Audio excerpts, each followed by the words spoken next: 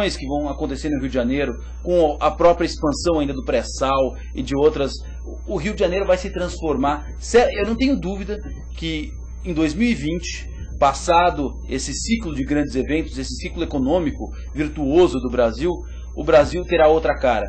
Você sabe que quando a gente começou a falar sobre Copa do Mundo, o nosso grande espelho era a Espanha, Barcelona. Né? E agora nós vemos muito de perto a questão de Londres. Inclusive agora em novembro nós estamos indo com um grupo de autoridades para Londres para conhecer o Parque Olímpico, que já está pronto um ano antes do início dos Jogos. Mas você sabe que eu tenho a sensação de que o Brasil, a partir de 2020, também vai virar um símbolo, algo que as pessoas vão olhar e vão falar: o Brasil se transformou nessa década que sediou esses grandes eventos. Eu não tenho dúvida que isso vai ser o destino do nosso caminho. Agora, o problema é que esse é o fim. O meio é que é o mais complicado. O meio se chama Copa das Confederações, que é outro assunto que a gente vai abordar aqui, e que, no meu ver, é uma grande encrenca para o Brasil. É aí que está a grande armadilha que o Brasil vai passar pela frente, que foi a grande armadilha... Pode ser que na Copa das Confederações surjam todos os problemas, que aí, a partir daí a gente corra para corrigir, para fazer um evento Copa do Mundo melhor. É isso? Olha, agora o grande problema é o seguinte: a Copa das Confederações, ela antecede os Jogos.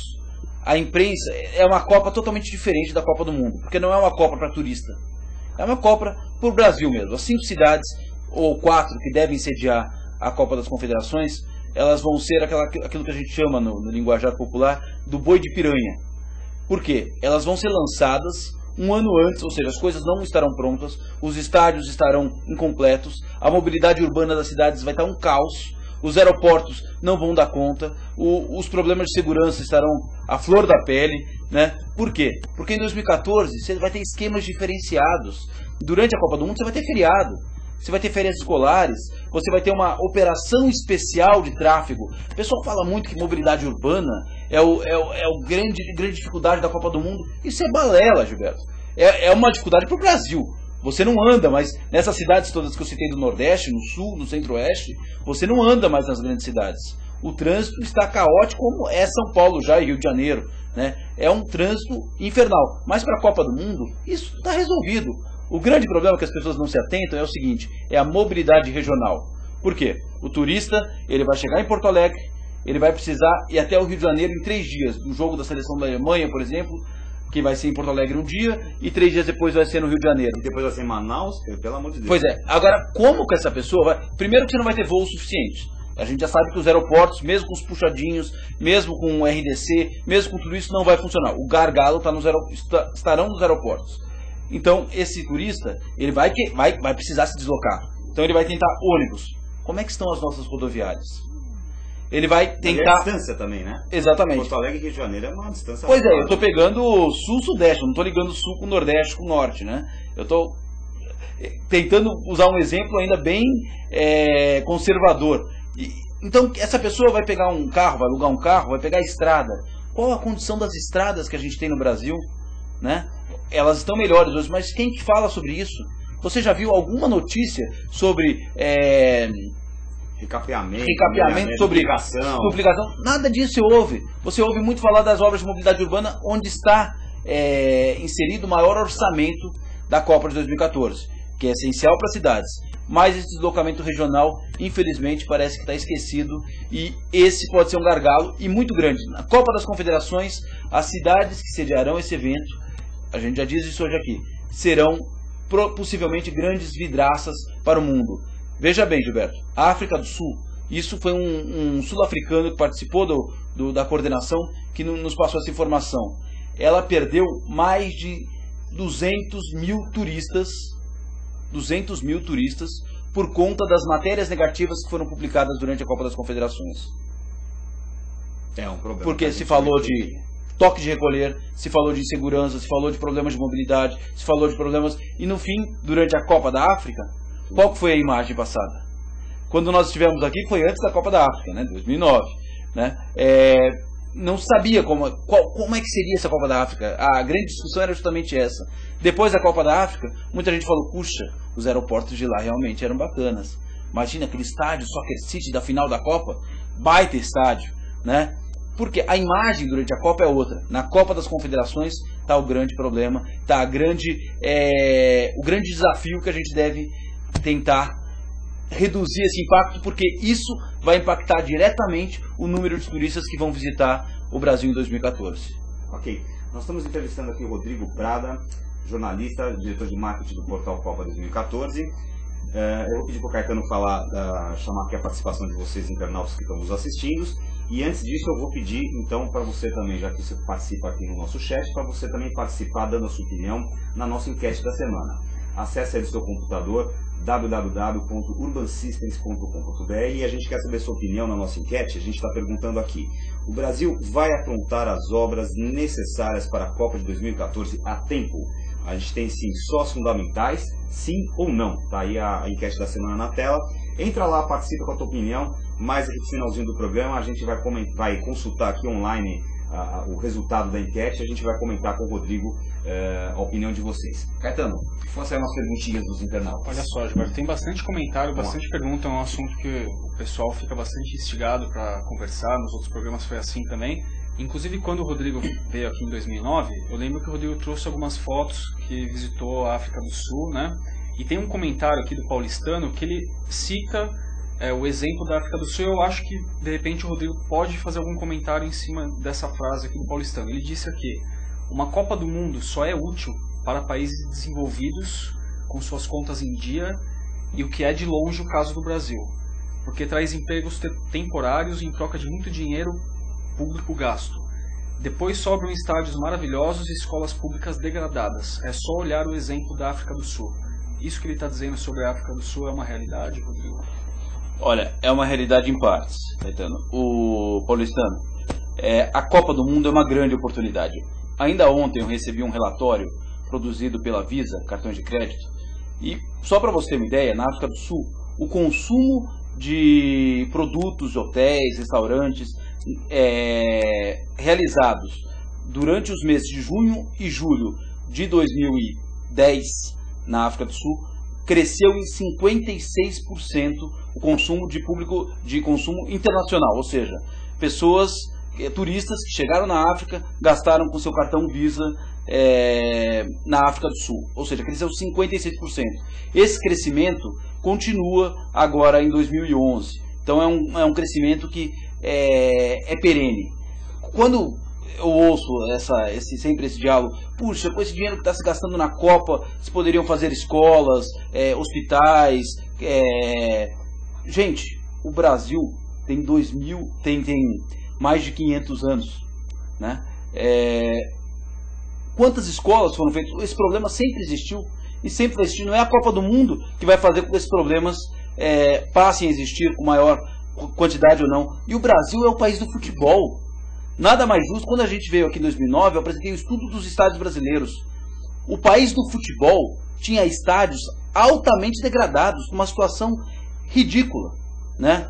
Não estou defendendo, claro, que um estádio numa cidade que não vai ter potencial esportivo nenhum, de repente Manaus, Cuiabá, Natal, são algumas cidades que não têm um potencial esportivo tão grande. Agora, você fazendo um estádio em Minas Gerais, em São Paulo, em Porto Alegre, nessas cidades, em Recife, em Salvador, né, cidades que têm potencial esportivo, não pode ser considerado simplesmente jogar dinheiro fora. Na África do Sul não tem o futebol como seu principal esporte. O Brasil tem. Há uma pequena diferença nisso. E o Brasil, ele tem um cenário altamente promissor. O grande problema está na corrupção, está na incapacidade de alguns políticos não saberem aproveitar essa oportunidade. Isso é verdade. E, infelizmente, o que mais mancha a história da Copa do Mundo se chama Ricardo Teixeira. O Ricardo Teixeira é uma figura tão odiada, né, tão rejeitada por toda a imprensa, por todas as pessoas, e justamente, isso não é injusto, né, justamente que ele consegue sujar a imagem de um evento que vai trazer ganhos sim para o Brasil. Gente, o Brasil será outro depois do final dessa década. A Copa do Mundo, ela vai colaborar e muito para que isso aconteça, querendo os nossos governantes ou não. E ano que vem nós temos eleições, é a chance da gente tentar mudar essa história. Mas não é a Copa do Mundo que vai trazer mal para o Brasil, e não é a Copa do Mundo que é responsável por ter criança passando fome, por ter problemas de miséria. Não é isso. O Brasil sempre teve esses problemas e o Brasil está mudando. o Brasil tem melhorado e a Copa do Mundo ela pode ajudar, desde que se trabalhe de forma competente. Posso fazer mais uma? Vamos lá. Olha só, eu vou fazer aqui a pergunta curta do engenheiro Carlos, ele enviou logo no início do programa.